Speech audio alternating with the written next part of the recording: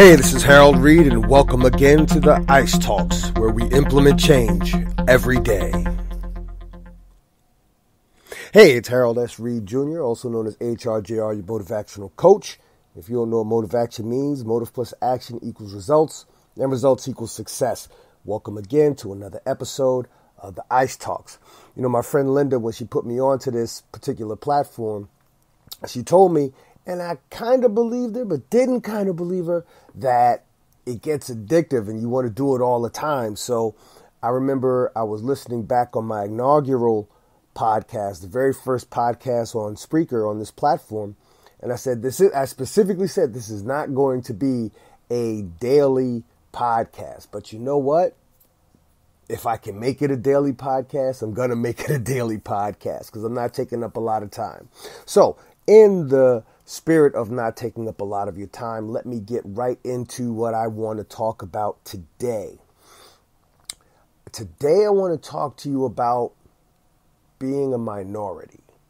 Now, having said that, some of you who know me from a lot of my Facebook commentary think I may be, you may think I'm going to start delving into racial issues within today's society. I am absolutely not going to dwell into that particular topic today. No, when I'm talking about being a minority, I'm talking about being one of the people in existence who is experiencing some modicum of success. You see, successful people are the minority.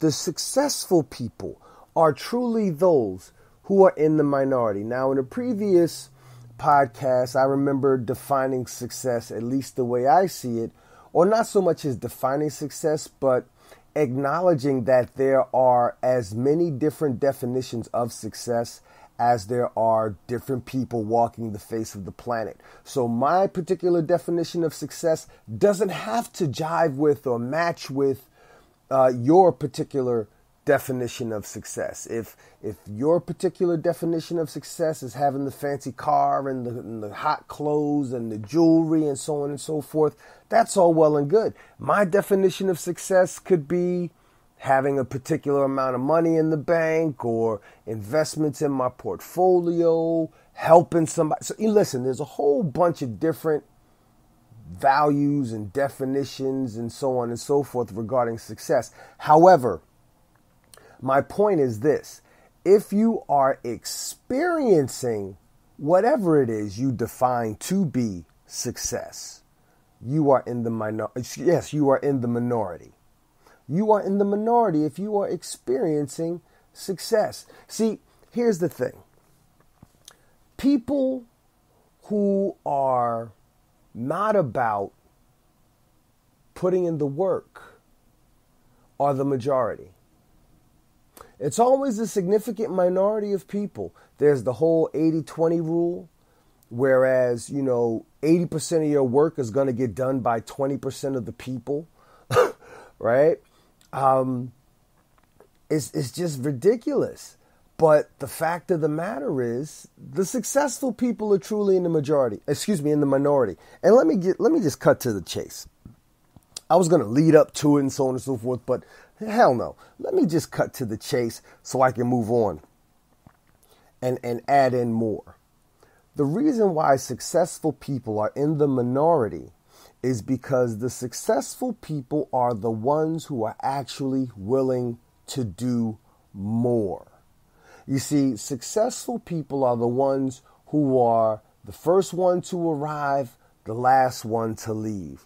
The successful people are the ones who don't need smoke breaks, coffee breaks, water breaks. I got to go to the bathroom when, the successful people are the ones who stick it out through the storm, through the pain, through the rain, through the clouds, through the crap, through the backbiting, the back talking, the gossip. The successful people are the ones who put in the work, period. And those people are in the minority. My father-in-law has something that he calls, I guess I would call it the 9 out of 10 rule. And oh, sorry, that was a technical difficulty right there. But basically, my father-in-law has what I guess I would call a 9 out of 10 rule, wherein which he says 9 out of 10 people ain't ish. But if you take that one person who is all right, and you take 9 out of 10 of those people who were all right, one of them ain't gonna be ish. So, you know, the successful people, as I said, the successful people are the ones who are willing to do more. And those people are rare. Take any group of people that you know of, that you associate with. How many of them is everybody on your team a hard charger? Now, here's the thing. You would want everybody on your team to be a hard charger. Otherwise, you need a new team. Something that Dr. Dennis Kimbrough always says, if you are the most successful person if you are the wealthiest person on your team or in your circle, then you need a new circle. And I pretty much take that to envelop any adjective that is positive and empowering to you. If you are the wealthiest person in your circle, if you are the healthiest person in your circle, if you are the most well-read person in your circle, if you are the hardest working person in your circle, then you need a new circle, because you need to be around people who will challenge you, who will push you, who will encourage you, people from whom you can learn, people from whom you can glean knowledge from. And you always want to be around, you don't necessarily want to be at the top of the ladder, or you damn sure don't want to be at the bottom of the ladder. You want to find a nice, happy place in between where you can receive help and give help. That's the best place to be. All right. So again, I'm talking to you about being in the minority. And by being in the minority, I'm talking about becoming a successful person. And in talking about becoming a successful person, I am simply saying that whatever it is you deem to be success, however you define it, you have to put in the work to achieve it. And when you go about putting in the work to achieve it, you will be amongst that proud minority. Now, I was having a conversation with a young brother earlier today, and he's on the verge of what I call a birthing moment. He's having somewhat of an epiphany where he wants to change the trajectory of his life, and he has a direction that he thinks he wants to follow, but he wants to gather information and he's not sure how to go about doing it. So he reached out to me because, well, this is the kind of help I provide. And I basically told him, you have to do the work. Whatever it is that you want to do, you have to do the work. Now, he is of the mind that he may want to venture into the personal development arena, which is where I am, and I basically gave him my blueprint. I told him how I got started. I told him what my motivations were and the work, the kind of work that I put in to get to where I am. And now, having done that, he can either follow my advice or follow the path that I walked, or he could, follow his own path. There's no right or wrong to this.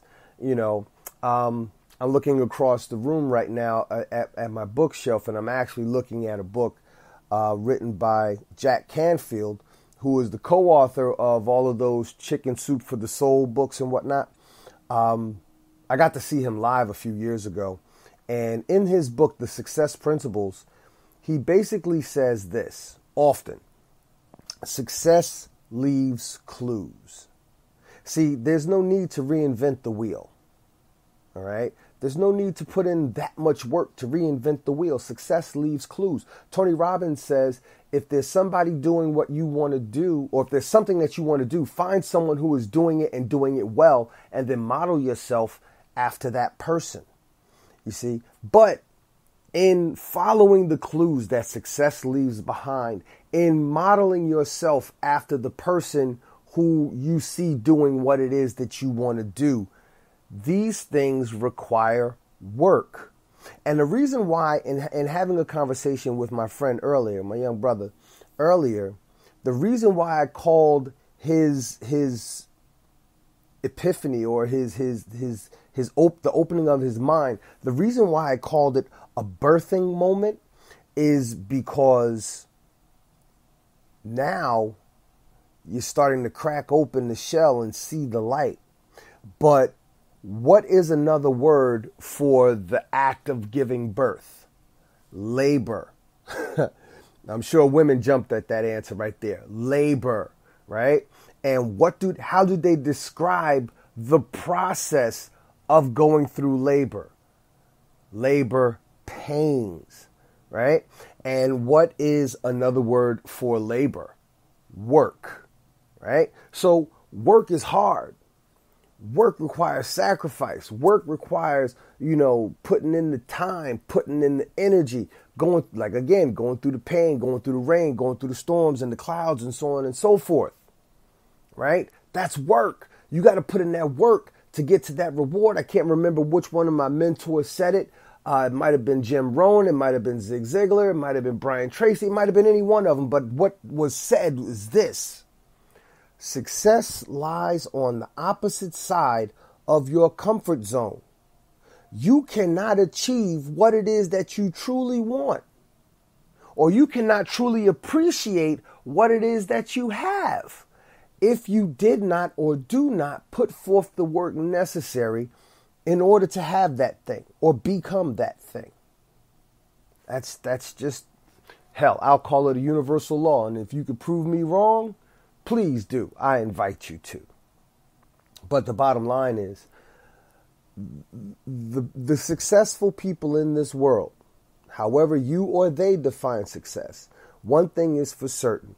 They are successful because they are the most successful because they put in more work than anybody else. That's just the reality of it. Michael Jackson put in more work than his brothers. Janet Jackson put in more work than her brothers and sisters. All right, with the exception of Michael, I guess. Michael Jordan put in more work than the rest of the Bulls. That's not to say that those other guys aren't great. They're great. They put in more work than a hell of a lot of dudes that are sitting around on the playground and reminiscing over their glory days in high school and college or what have you. All right. So there's different levels because everybody has different varying definitions of success. But I guarantee you, the people who are the most successful, the people who are more successful than you, are putting in more work than you. People who you may be more successful than are putting in less work than you. So if you want to rise to new levels, if you want to rise to new heights, then you're going to have to put in more work. If you want to reap higher rewards, you're going to have to put in more work. That's just the way it works, period. Don't get mad at me for sharing it with you. Actually, be happy I'm sharing it with you because this is a secret to many. All right. This is why a great many people are in the minority, because ignorance is bliss, and ignorance is not an absence of knowledge. Ignorance is a lack of knowledge. So let this be one less thing you are ignorant of. If you really want to be a minority, especially those who believe themselves to be societal minorities, I'll say, if you really want to be in a minority, put in the work and become successful. That is the true minority group that you want to be in. This is Harold S. Reed Jr., and I am done with today's podcast. Thank you for listening to the ICE Talks, where we implement change every day.